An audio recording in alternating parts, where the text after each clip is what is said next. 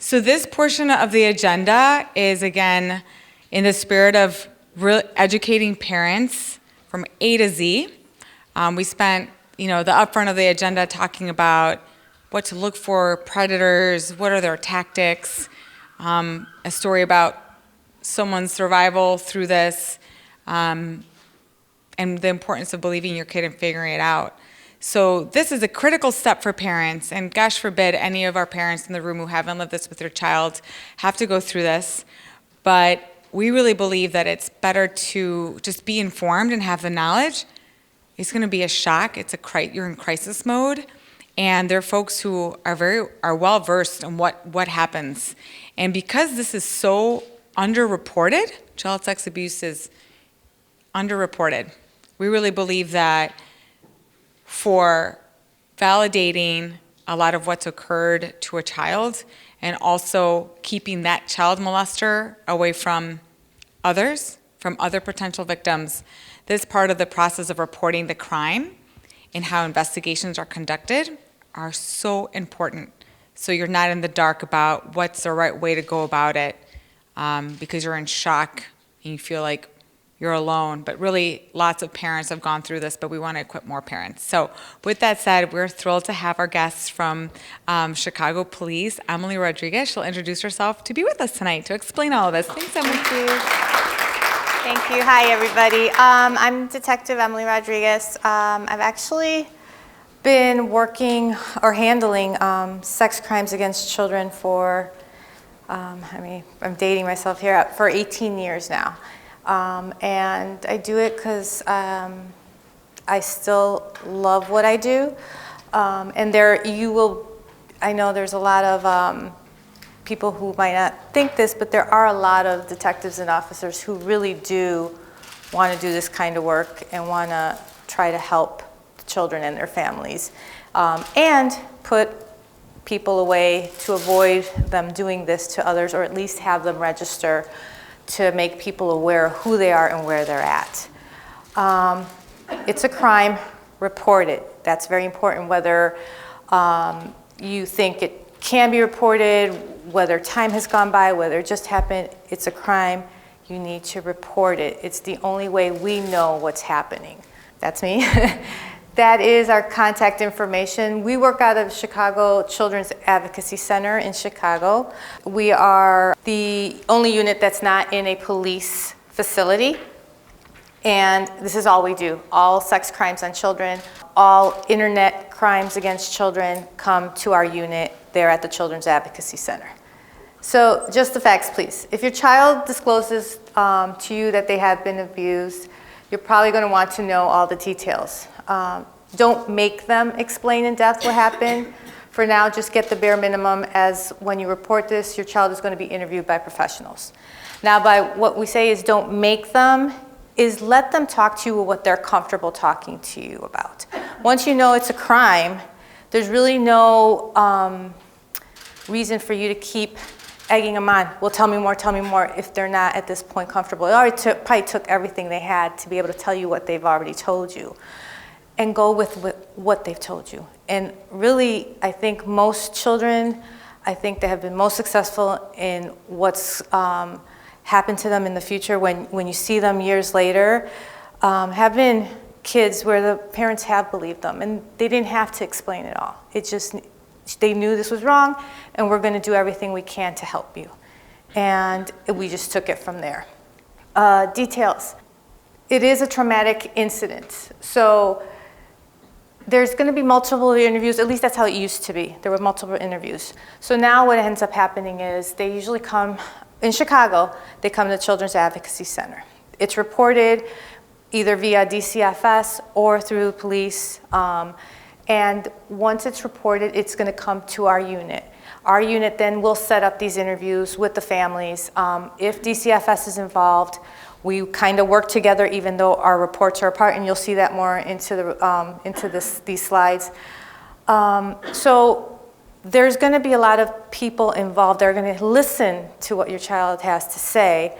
There really is no reason for them to have to go, you already know it, there's no reason for them to have to explain it to the officer that shows up, to multiple other people. I hate to say it, as far as there's some parents who will then take them to the same offender and tell them what you just told me. There is no reason to do any of this. And I get sometimes it's bad judgment, sometimes it's shock, sometimes it's not knowing what to do. But the reality is, remember, you're protecting them and they felt safe with you. Let it stay there and then take it to the next step, which is with us, and let us work with you to try to do the best thing that's next in your child, the best thing that's in your, for your child's, for your child. What we can do to try to help along with you to make it better for them and make this something that, although traumatic, hopefully has a better outcome for everybody. What should a parent do? After speaking with child, there are several options. You can contact 911, have the police come to your home. You can go to a police station, make a report. Per Sexual Assault Act of 2017, any person can make a report of sexual assault on another's behalf. Your child does not have to be present when making the initial report. I always discourage this with parents. They already told you there's no reason to drag them to a police station just to have them explain it to the officer. You as a parent can go and explain this to the officer. They can make a report on their behalf for you. So there's no reason to do this. Like I said, this has been very difficult already for them.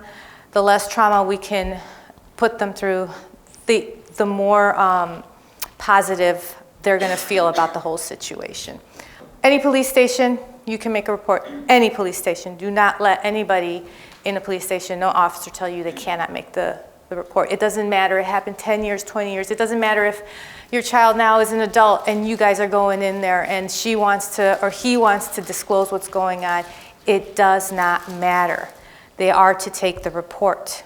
They can come to your house. If it happened here in Chicago and you guys end up somewhere in California, they can take the report. We will be notified. We will work with that agency and trying to coordinate what needs to be done to get the person who's probably still here in Chicago to answer to what they did. You can also call 311 if it happened a long time ago. If you live in a nearby suburb, call phone number for your police agencies. Use alternate reporting. Remember, you have an emergency, it's always 911. Report the crime to DCFS hotline if the case involves a family member or person who was in a caretaker role. That is important, but please remember, it's okay if you forgot, because that's our job. If we know that it's family or caretaker role, we are mandated reporters. We, on top of the report, will be notifying DCFS. So they're involved in it, and we can kind of work together as far as what we need to do with finding out details of what's happening. In the case where DCFS does take it, they'll create a police log. It's forwarded to the police for the investigation as well. The police and DCFS will do parallel investigation on case. DCFS will come out to the home, or at least they're supposed to, within 24 hours of notification as mandated by the state of Illinois. We do parallel investigations. Doesn't mean our investigations are the same. We work together, we collect what we have as far as information. Doesn't mean outcomes are going to be the same. So what they have a certain requisite and protocol they have to follow. We have a criminal investigation we have to follow. They're looking out for the safety of the child. We're looking out for criminal charges and trying to prevent this person from doing it again. And yes, they are mandated to come out. Mostly that's if it's dad, stepdad, uncle, someone that lives in the home. They got to make sure that that child is safe and that that person is either removed or these people have somewhere to go where the child can be safe. DCFS will set up a safety plan for a child at home or at school. Should a safety plan be needed, DCFS will investigate and determine if the case is unfounded or indicated. And they're saying at school because, yes, sometimes there are teachers, so those teachers need to be removed. DCFS works with us. We work now, if it's CPS, it's much easier. We have our notifiers we contact. They make sure that something happens where that person has to be removed until we can finish our investigation. DCFS is the person that determines that because they're the ones that are going to make that safety plan for the child. Same thing with family members. If it's someone who lives in the house, they're making the safety plan with the family to make sure that that person does not have access to the child any longer. They will determine it's unfounded and indicated. Again, DCFS and what they find is different from what we can find. So what they're considering unfounded or indicated might be completely different to what we consider as something being unfounded or indicated. And we have a much bigger, we have a lot more that we can do with our cases rather than just say, well, it didn't happen or it did happen. Because sometimes it's just not really clear what's going on. Not to say it didn't happen, it's just not clear. So we would not, on that basis, unfound something just because we're not clear on it. At times, if the child takes it back, DCFS might unfound it per their protocol. We would not, because it's been said and other people are saying it, and we understand the nature sometimes of what's going on in the dynamics of the family. We would most likely be suspending our cases till everything can be cleared up or until we can get more information to figure out what actually is going on. DCFS findings, if a DCFS case is unfounded, it means that DCFS cannot prove or disprove the case and that there is not enough evidence to indicate. If DCFS has indicated a case, it means that they believe there's enough information to determine that some form of sexual abuse did occur. Again, DCFS and CPD, the police department, we are definitely different when it comes to this. We are held at a much higher standard of protecting the child, and if the child is telling me that someone did something and they can name the person, I know who that person is, I'm definitely going to be arresting that person and interrogating them to find out what's going on. Because I hate to say it, most of the time I find myself having that person named again and again and again. So, and what they're saying is true. Most of these people have never had an issue other than maybe a ticket with the police. Actually, they're people that everyone loves and likes, and no one wants to believe that these were the people that did something to their child. To me, it's very important to document it. That's why we say report it, because a lot of times in reporting stuff, and I'm going back years, I'm finding, wait a minute, he was named before on a case, and for example, the child didn't disclose completely or wasn't sure or kind of took it back. 10 years later, I'm finding that now 18-year-old, I'm like, do you remember this? Yes. Now they're coming in and they're giving more information. Whatever the dynamics was it they were scared? Was it mom telling her not to say anything? Was it some other information? I am there to tell her it's okay. I just need to hear what happened. And a lot of times that makes the case even stronger. And it really helps me put someone really bad away for a long time when it's something that happened a while ago and I can show this MO that this person has. So that's why I say it's really important. I don't care if someone says my statute of limitations has run out. It doesn't matter. It just comes and shows me and everybody else that what one child is saying is the truth, because now you're telling me this and then I find someone else. I've found families where grandpa was the offender to his daughter, his grandchildren, his nieces, his nephews, and we're talking about kids that are disclosing that are 15, 8 years old, and then you find a 30-year-old, and then you find his daughter who's 50 right now, who didn't think this was going to happen, but it's just a vicious circle, and it just continually happens until someone finally had the nerve to say something, and it kind of just has that snowball effect. And yeah, do I have the 50? I have a couple right now where 36-year-olds is, actually she can be still, it's still a valid, I still can arrest him, but I have a 42-year-old, a 46-year-old that are beyond statute of limitations. But I can still use their statements to help the 36-year-old. And more importantly, get him away from everybody else that's a child, that he's going to continually do this, because we can't lie to ourselves and say they're going to stop, because they don't. It just continually happens.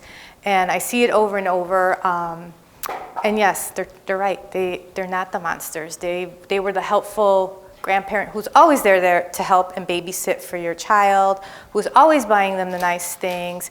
My kid loved going there, so how is it that this could happen? So again, what they're telling you is all true. And I see it, I talk to these people. They're actually very nice to talk to. And I have to be nice because they need to tell me what they're doing. And 9 out of 10 do tell you what they've done. For whatever reason it is, they do. And that's great. But at times when they don't tell, it's not always nice when you have other victims coming forward, no matter the time, to help with these other children now that are trying to get their lives straight. And it helps them too. I think it gives them empowerment when they know that they're helping, even though there's some guilt along with it. Medical. When you report the abuse to the police, they may ask you to take your child for a medical exam. If a child has been abused within 1 week of reporting, they should be taken for exam as there might be evidence of abuse, DNA, fibers, etc. It's always important. I always tell a parent when they're in doubt, especially when it's a very small child, and if you all have children, obviously you know small children sometimes can't tell you yesterday might have been 10 days ago, or 10 days ago, or a long time ago could have been this weekend. So when in doubt, I always say, it can't hurt them. It's not going to hurt them. Most hospitals will tell you which hospital they want. If there's a sexual abuse going on, they will tell you what would be a best hospital to take them to for these types of exams, for the kits and so forth. If the abuse happened longer than it, they would still be wise to take the child to the doctor to check for any other types of injury or STDs. And yes, this is true. A lot of times we do have children that come in. I had one case in particular, I remember this one, which he was HIV positive. There was 3 girls and his wife. None of them tested positive, and it was beautiful because they came to the center, they were tested, and then they came back for follow-ups, and it made it's so much easier for the parent, the mom, to follow up with them, and we all kind of were aware of what was going on, and it just made her more comfortable because she was coming to the same location. And she already knew us. She knew me, she knew the doctors, she knew the DCFS people, so it was just kind of like the children were familiar with it already. They already knew where they were coming. It just made everything, I think, less traumatic for not just the children, but the mother too. And the nice thing is, none of them ever were HIV positive. They were given the meds that they needed to be given, and he was put away for a long time. So that was a positive. Sexual assault kits, parents or legal guardians must give consent for children under age 13 to have sexual assault kit taken at a hospital. They must also give consent for the police to have the kit tested for a forensic lab. Children over the age of 13 give their own consent for both the taking and testing of the kit. If the kit is not tested, the kit will be stored until 5 years after the child's 18th birthday. The child or guardian may change their mind anytime before this period ends and the request that the kit be tested. So, in other words, no police is going to make a parent do that. It's just something we cannot do. Yeah? I was just going to say the law has changed, and we will now be storing kits for 60 years. Oh, beautiful. Great, great. And the other thing is, now that you said that too, there is now no longer a statute of limitations. So, where there still was, it's still going to be retroactive for whomever, if it happened a while ago, and at that time there was a statute, they go by the statute of that time. I understand that. Again, doesn't mean it won't help. It won't help the case, but also it might help the person. I see sometimes a lot of people coming in there, they have a hard time talking about it when they're older because of the guilt and everything. And after that, it just feels like they feel some sort of empowerment out of it. They feel they can contribute now to help. And that's also part, as detectives, where we're at, our job, to help them understand that they are empowering, that they are survivors, and that they will be okay. But yeah, as far as this goes, we are not going to obligate people to do things. That is not my job, to make a parent do something. Will we try to persuade them to do the right thing? Yes. Again, It's just something, I think this is just something recent that just happened, right? Because before it was just, you had to do it. So, but it's part of that right of that, especially like the 13 and older child. But like I said, doesn't mean that there won't be an option later when the child gets older. Yeah? Can you talk about the photos? Of what? The Photos of damage? That would be the medical section does that. Okay. We don't take those. And to be honest, most of our cases don't have photos. The doctors do have their exams and everything. Most of our evidence is going to come from what the child has to tell us. Right. So it's going to be mainly what the child tells us, or if there was a witness, that's very helpful, or a third-party admission. Sometimes these guys will tell the girlfriend, the sister, the mom, I did do this, I'm so sorry. So that all comes into play a lot of times. I want to say the majority of times, it's going to be a statement case. It's a he said, she said. Doesn't mean just because that happened, that nothing's going to happen to him. I did have someone tell me, well, unless he confesses, you got nothing, right? I go, yeah, well, that's why I need to lock him up, because I need to see what he has to tell me. And I go, what better way to keep a record of someone? And I'm not talking about just locking up anybody. I think I'm talking about a named offender who a child is saying, this happened to me, and I believe them, because there's no reason a child is going to be explaining certain situations that they should have no clue about. So at that point, yes, I am going to arrest the person, and yes, I am going to talk to them, because I need to know what's going on. And I need to be able to pinpoint him, so a year from now, 2 years from now, there is some kind of record going back to him. There are some prints going back to him. There is something showing in our computer system he does exist. There's some tracking to it. I think that's very important, because they do it again and again and again. And they do get caught. It's just a matter of talking. And we are getting more and more cases now. So people are becoming more and more aware. That's stigma of we can't talk about this has not gone away, but I'm seeing more people reporting cases than ever before, which, although it's awful to say that you see it, it's good to hear that people are coming forward and accepting that this isn't so taboo. This is something that needs to be talked about and confronted, and something needs to be done. Criminal case. Any police jurisdiction will take a report as mandated by the Illinois Sexual Assault Act of 2017, even if the case occurred in a different jurisdiction. Again, it's exactly what I said. If you are in Wisconsin and this happened in Chicago, they are to take the report, and they are to forward it to us, and someone will be contacting you and trying to make the correct arrangements. Usually what happens there is if you and your child live in a different state, I will be calling the local police that did the report and asking them, do you have an advocacy center nearby? Is there a facility where these children and these outcries can be interviewed? And can we coordinate this so you guys can do that for me and send me that information while I investigate a little more here too? So there are ways. Don't let them fool you in that, well, that happened in Indiana, ma'am, we can't take the report here. Or that happened again, they are to make the report. It does not matter. The reporting agency will then notify the appropriate agency that has jurisdiction if that is the case. The agency that has jurisdiction is the agency located in the city or town where the actual incident occurred. So that's what I'm saying. If you guys moved, but it happened here, offenders here, I am responsible for that investigation. I am responsible for handling and trying to figure out what is going to work for you. And yes, I'm not going to demand someone that lives 2 states away come to Chicago to report it. No. There's ways of being able to do this where it's not going to be more traumatic for everybody else involved.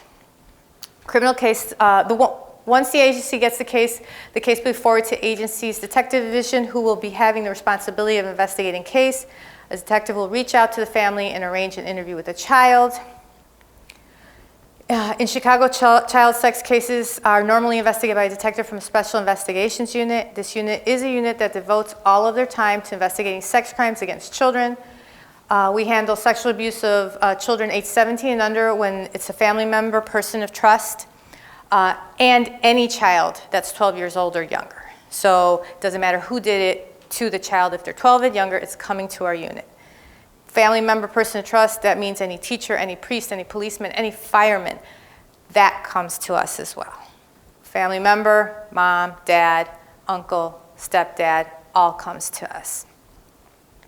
Our unit also is a multidisciplinary team dedicated to sexual abuse of children cases. Children 12 and under are interviewed by a social worker in a recorded forensic interview. So there are forensic interviewers that do the interviews with the 12 and younger. 13 to 17, we can interview. Most of us, if the child is willing to talk about it, and teenagers sometimes can be a little difficult, most of the time we prefer to have the forensic interview done. So I'm not interviewing her. Then the state's attorney isn't coming in and interviewing her. Now they want to lock her into a videotaped interview. It's so much nicer and easier for that child, even if they're older, to be able to say at one time to one forensic interviewer and tell her story. And so that's what we opt for most of the time. It's not to say it happens all the time when it comes to 13 to 17-year-olds. Anyone that's an adult that this happened to when they were younger definitely has to be a CPD interview, and then state's attorneys can get involved at that point. Special needs children would be a forensic interview. We would arrange that to be done forensically because of the circumstances. Again, each case is different. Nothing is ever cookie cutter with us. So we just take one case at a time. But for the most, it's guaranteed that 12 and younger would be a forensic interview. And that, like I said, the 13 to 17-year-olds would be CPD or forensic interview depending on the circumstances of the case. Children aged 13 through 17 may also be interviewed in a forensic interview. In Chicago, Special Investigations Unit may opt to conduct a CPD interview on a child aged 13 to 17 in certain circumstances. Mostly certain circumstances are, I hate to say it, some children are a little more hardcore. Not all children have the same family life that we might be coming from. They might already have a hard time talking to anybody about what's going on. And sometimes you just need to get their trust and work with them to finally open up to actually what's going on with them, whether it be human trafficking, whether it's a situation, a family that isn't protecting them and they're really afraid of what's happening. Sometimes we do have to step in and pretty much be their protector and make them feel safe and aware that we're here for them. And sometimes that's what they need, just to know that someone's listening to them. And sometimes it takes more than a day. Sometimes I just need to talk to them today and introduce myself, make them feel confident, and then have them come back a different day, talk a little more, and eventually they do open up to what has been happening. Again, sometimes it's not as easy. One, I'm a stranger. Two, they've been told by numerous different people that they're close to what bad things could happen if they say. And so it is very difficult sometimes to try to get certain children, usually teenagers, to open up about what's going on. And so sometimes the CPD interview is what we have to do to try to figure out what's happening. Because again, my job is to protect this child. And I got to figure out what's happening to better protect them. Most police agencies work with children advocacy centers in their area and may follow similar protocols. Most do, and we do try to search it out. So sometimes I will be figuring out what is the local child advocacy center, what is the closest to this person where they can go and they're not having a 2-hour drive just to go have someone talk to their child. So a lot of times we do make those arrangements, and we're seeing more and more advocacy centers, which is a good thing. I think they're putting more attention to it. So these advocacy centers now, there are more and more Even places where I'm like, I go visit and I'm like, there's an advocacy center here. This is awesome. Like, so it is nice. If the child who has been abused discloses, the detective may make an arrest of the offender. If the detective believes more evidence is needed prior to the arrest, the detective may take additional investigative steps such as interviewing witnesses, checking cameras. Once an arrest is made, the detective presents his or her case to the Assistant State's Attorney's Office. So yes, we have to gather a lot of information sometimes. That doesn't mean if on scene and everything just occurred that he cannot be arrested. Yes, he can definitely be arrested. And that is going to be up to us on what we can get done. For us in Cook County, for our protocol for Chicago, we have 48 hours. That's it. I have 48 hours to get this child interviewed, get as much witness interviews as I can, check all those cameras, if there are any cameras. Any type of evidence needs to be collected. If she needs a medical, that the medical's done, try to figure all that out. So there's a lot to be done. Doesn't mean it's impossible. That is not for the parent to worry about. That is my job to worry about. If no one's arrested, yes, we do make it a priority to arrest a person as soon as we can. Our caseload is heavy. That doesn't mean that we're not focusing on your child's case. But like I tell every parent I talk to, you be the squeaky wheel. You call and you call and you call and you drive me back crazy.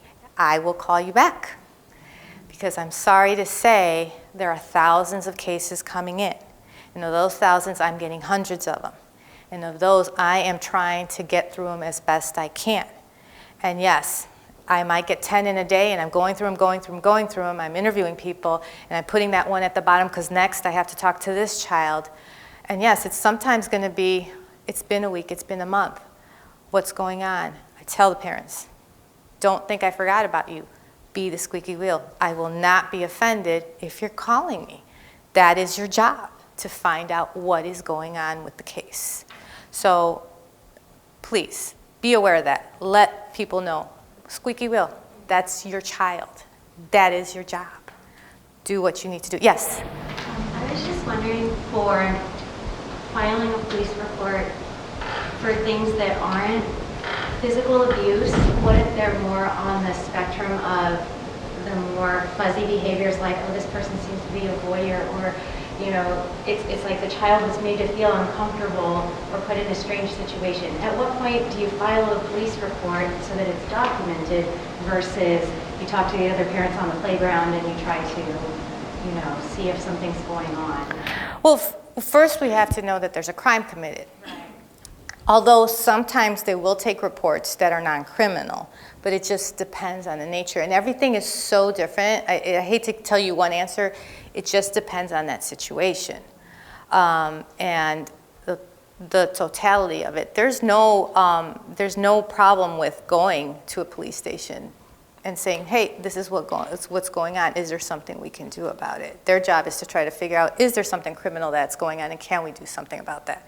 Yes? Yeah, an alternative would be to call the DCFS hotline, especially if it involves a person. The person you're concerned about is somebody who has children in their care, like a teacher or a coach or something.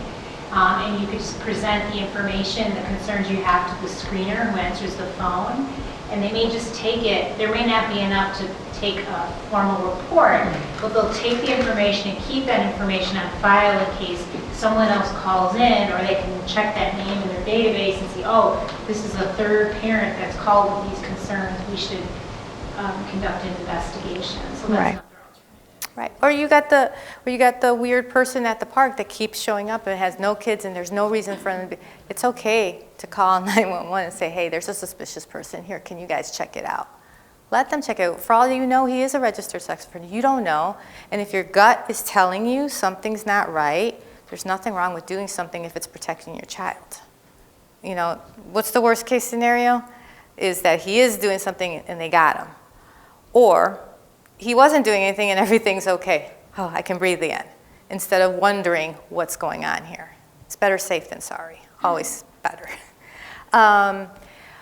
Once we present it to the state's attorney, they will determine if charges presented are going to be approved. If approved, the offender will be kept in custody until he or she can post their bond as ordered by court.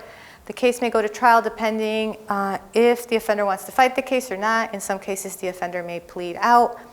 So I present my case, I present it to state's attorney, they review everything, they tell me whether it's going to be proved. So me arresting him doesn't mean he's automatically going to go to court. It means in Chicago, they're going to review this case. And when they review this case, they'll say yes or no to me. If they say yes, charges will be approved. He will go to bond court. Our cases are pretty much all felony cases. So our cases normally go to 26th Street, 26 in California. He will see a judge. The judge will determine what the bond is. Each judge is different. We never know what the bond is going to be. I can tell you predatory criminal sex assaults, which are if the offender is 17 and above and the child's 12 and younger, and there's some type of penetration, however slight, if there's more than one child involved, he could be looking at natural life. So normally with those types of cases, there should be no bond. Everything else, it all depends on the severity and what the judge deems is the appropriate bond for this person. When they're saying that it could go to trial if the person wants to fight the case or not, that does happen. They do plea out, not all the time. It's kind of hard to say who does or who doesn't. A lot of mine have pled out. The nice thing is now, for the city of Chicago, anything that's a predatory and aggravated criminal sexual assault of a child or a kidnapping type of situation has to be videotaped. And because it's videotaped, those confessions obviously are for everyone to see. And it's a beautiful thing when you can see what that person is confessing to. There's no doubt what he's saying or what she's saying to this detective and how it's coming out. So a lot of times now, once they muddle through all the motions and everything else that the court system has to go through and that the offender has a right to go through, a lot of times once they see this tape, it's kind of like, you know what, let's wheel and deal. To me, most importantly is always going to be, yeah, that they get some time, but once they get out, I want them to have to register as sex offenders. I want to know where these people are. I want eyes. I want people to be able to go into their computer and know who is on their block, who lives here, who lives there, who's that really nice man is on that registered list. So it's something we all should be aware of and something I want to know. You know, I want to know my neighborhood. And I live in a nice neighborhood and they're blocks away from me. So it's everywhere. And a lot of times, I hate to say it, most of these guys are people that you have never been locked up, so you might not ever know who they are. And this is where the importance of reporting this is, because just because he lives over there and it's a nice neighborhood, he's a nice guy, he has a good job, other than this, he's been, you know, maybe we should just, you know, we'll just move away and not say anything. Well, guess what? He's going to move on to somebody else. So it is very important. What happens next? During this time, the child or family may need some support. Therapy is sometimes necessary to help the family heal. The good news is that many children are about to move forward and put this behind them. Therapy. There are advocates at the center that work with the family. I am one that's very big on telling them therapy. I work with a lot of the Spanish community. And a lot of times, no, we don't need therapy. And I get the taboo, like, oh, they're going to say, and my thing is, whether you want to believe it happened or didn't, therapy is only going to help them, whether it's this or something else. And sometimes it's just a way of putting it to them where it's like, okay, this isn't such a bad idea, and just helping them help their children. Sometimes we are what needs to be with that person, that voice or that thing in their head that's like, oh, okay, so maybe this isn't such a bad thing for my child. During court, there are advocates at the courts that will guide the families. Sometimes it's there, sometimes it's not. Usually my families are calling me after everything, what's going on. Usually I'm like, hey, where's her advocate? Is there an advocate? I need you to call this lady so she can understand what's happening. So there is always some type of guidance possible. And the nice thing through the Children's Advocacy Center and with the police that work with this family and the advocates, we're not just done with their cases and it's over. There is some kind of communication that can be done, and there are ways that I can communicate with the state's attorney's office, with the advocates. It's always nice when you have a mom calling me, hey, detective, I just learned my sister, her son is also a victim and she wants to talk to you. I have no problem with, don't worry about it, just have her come here, I'll make sure everything's done. And it just helps, and that's what we're there for, to help not only this child, but help get this guy off the street. And how else am I going to do it if I can't make people comfortable and make them feel that they're safe, that they don't have to go through these extra loops to get to us to try to figure out what they're going to do next. References, my lieutenant put this together, so I'm so sorry.